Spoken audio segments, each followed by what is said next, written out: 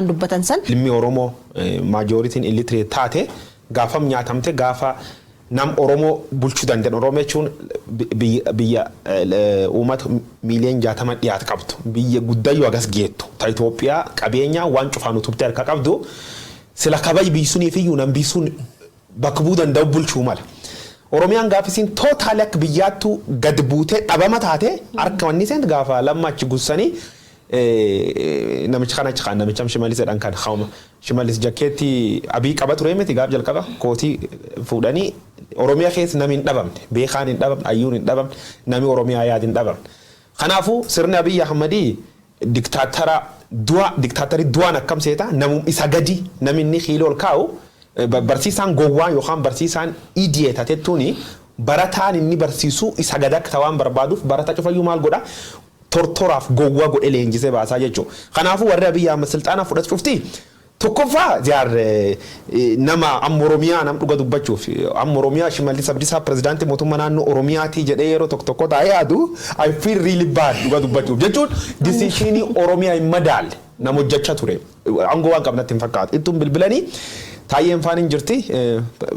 Geetaachoo Raddaa warraabs biraavaadoo maal jedhama jecha akkasiitiin yaama wargifa baloo. Gifa balon taayeen faan hin jirti. Taayeen faan I think diinummaa manidhaa keessa waan tolchan hin beeku malee completely needis taayisa guddoo irraan dubbatan ajandaa miti. Falsoon hin bitanii fi hotel cifti Facebook irratti ajandum dhufe daddabarsitii jechuudha. Waan kale dubbatteef waan har dubbattiin beekte warra Oromiyaa kan harka qabu warri Itoophiyaa kanam bulchuu jiru warra akkasii aganyoo tashaagaree yaagartan mee bulchootuma Itoophiyaa bulchitu cuftii daawwadha aganyoo tashaagarfaa bitta nam baay'attiin miidiyaa irratti pirezidaantii waraan labsu isfaa bitta hagad baay'attiin ufuma gostituun diina kana wal balleessaa dhagara banga gurradhaa lolaa jedhu kuna mochi Shimallis Abdiisaa faa bitta haguyyaa tokko gad baay'ee diin kalee abaar ardhammoo waliin ta'e ilmaan Oromoo hojjeessise jechuudha. Kanaafuu ignoraantii akkan harka kufti biyyiti. Ignorant akkan harka kufuun guddoo sin ajaa'ibtu. Sirni tortoraan tokko namum tortora jaarrata. Garuu warri sammuu qabu. Ilmaan Oromoo kunini ta loltoota poolisii kee jirti maanii kee jirti at least yaa baratti qubiyaa soomti. Kuta 8 gad namiin jiredhe yaada. Maanta nisima nami kolleejuun fa graduate ko godhe leen keessa jira. Waan isii irri injirratti baafachuu dadhabde waa telling them itti matur dhiira wanni kun irri san injirtu waraani kun waraanii kan qabne naani Itoophiyaa tissinaa immiyye Itoophiyaan jaarti ganna kumsa diiti jaarti tan guddoo jaalanna immiyye Itoophiyaa tissinaa jedhanii yaa so yoo qaati qabanii siin harka wadelaa jettu yaa riip calla itti dabru wannat godhu dandeessu riip yoo lubbuun hafte deebitee obruu sadde qotat oo lubbuun hafuu baate amma chittu maal godhu dandeetti TPLF sodaankii guddaan sun ammoo garas nyaatti nam maqaa Oromoo qabu amma laal warri kun jaalatus jibbitullee loltoota akka itti dhumna akka Geetaachoo Saffaa loltoota Oromiyaa sanitti ibsu Geetaachoo Raddaa ijoollee dhukaasuun beenu nu fidaniidha miidiyaa irra fidanii tokko xiyyitiin dhukaafne bakka dharki kennadhee gardeemnu hin beenu ilmaan hiyyeessa akka qoraanii walitti qabde bobeessite ammootummaa pirezidaantii mootummaa naannoo Oromiyaa ofiin jechuun ani ilma Oromoo ofiin jechuun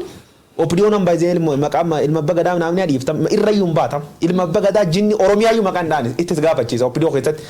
Itoophiyaa tissinaa am style akkasii jalqaban Itoophiyaa tam tissitatiin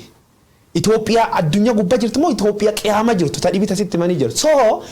yoo gorsidiid maal jedhan duindiduu jedhan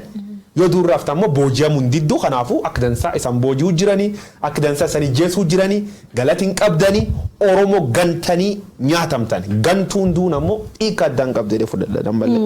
Egaa namoonni kunniin as deebi'anii osoo anamma akka yaada kiyyaatti yaada ofii ibsachuun hin danda'ama. Egaa akka kiyyaatti as deebi'anii uummata kanaan osoo araaramanii yookaan ammoo wantumti isaan barbaadan iyyuu akkuma paartiitti iyyuu warri Shimallis illee ta'e piipiin tunu wanti akka paartiitti wanti isaan barbaadan maal inni uummata fakka hojjechaa hin jirre hojjuma isaan irraa iyyuu argaa jirra waan ta'eef as deebisanii osoo uummata keessa wajjin araaramtanii waan barbaadan illee hawaasatti gadi baastanii dubbattanii waan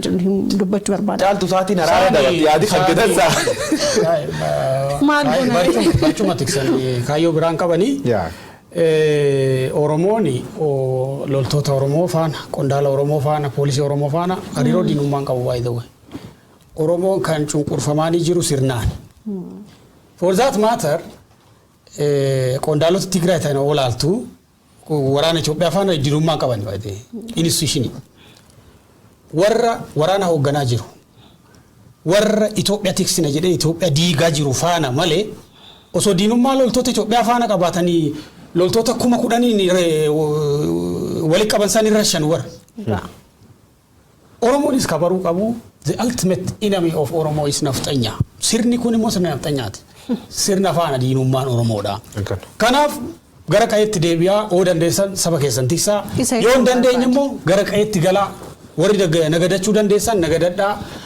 warri loon horsiisuu dandeessan loon horsiisaa warri qotuu dandeessan qota kanaach deemtanii maqaa Oromootiin saba sin salphisina saba guddaa kana salphisina Oromoon gantuu fi galtuun tarii eebbiftee gaggeessuu dandeessi eebba sobaa kan mootummaa giddu galeessaatiin eebbisaa jedhan kanarraa kan hafe Oromoo lola sana keessa interestii xiqqoo takka xiqqoo qinxaateedhani hin qabu akka amma ija misiraa geessu hin qabu lolli kaaba Itoophiyaatti deemu lola amaarri lafa amaala lafa isayyuu lafa falmii lafa constitution Itoophiyaa heera Itoophiyaa amma jiru lafa Tigreeti lafti walqaayiti lafa Tigreeti humaraan lafa Tigreeti raayyaan lafa Tigreeti waggoota 30 lafa Tigraayin heerri Itoophiyaa jijjiiramee jira heerri faayidaan qabu amma heerri kan qabu malee kanaaf lola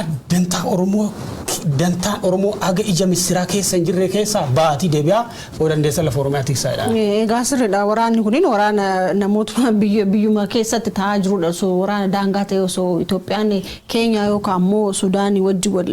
waraanaa jiraate ta'eeti dhugaadha birmadummaa biyya teessisuuf jecha hawaasni ba'ee biyya isaa eegsuudhaaf waraanuu waanuma jiru garuu waraanni amma deemaa jiru kun barcuma nama tokko umurii masaa dheerasuudhaaf wanta deemaa jiru waan ta'eef uummanni Oromoo wanti keessaa argatamu tokko illee jiru ammas egaa malamaluu kana ummata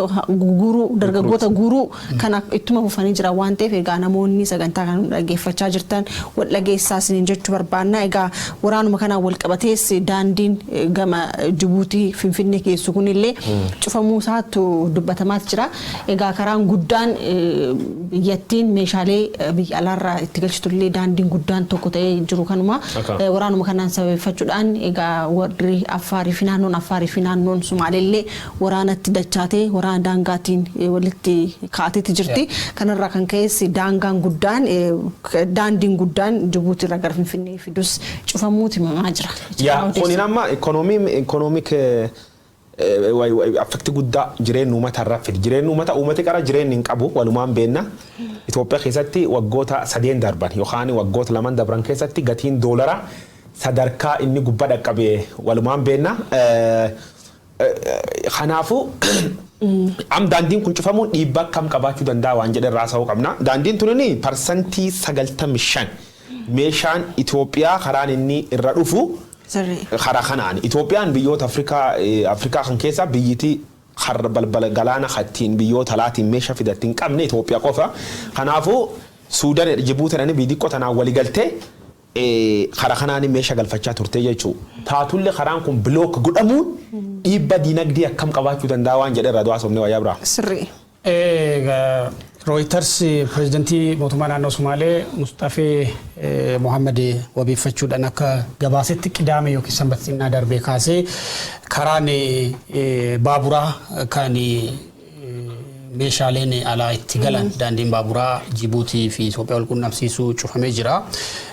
Daandiin highway akkasuma asfaaltii Djibouti fi Itoophiyaa wal quunnamsiisus cufamee akka jiru kaasee jira. Ka'umsi daandiin kun ittiin cufamee walitti bu'iinsa Affaarii fi Sumaalee gidduutti deemaa jiruuni. Sababa kanaan walitti bu'iinsa naannoo sanatti jiruun lafti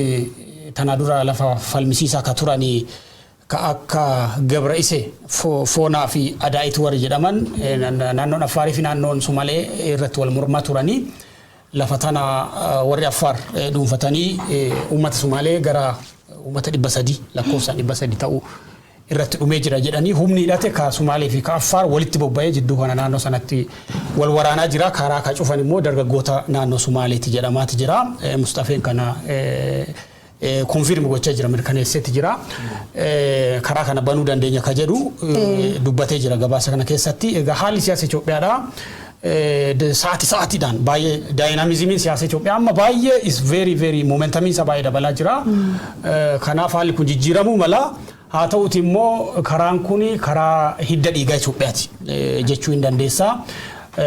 at least guyyaa 3-4 karaan kun cufamee jechaan Finfinnee keessatti namni waan nyaatu daily consumption waan guyyaatti qinxaaboo mana keessaa faa hedduu dhabuu danda'a kan jedhu yaaddoo guddaadha karaa dinagdee jechuudha. Egaa haleellaa sanbata darbee sanbata xiqqaa tureen jechuudha. Egaa haleellaa kanas namoonni naannoo Affaar Sumaalee irratti dargaggoota Sumaalee irratti haleellaa bananii namoonni gara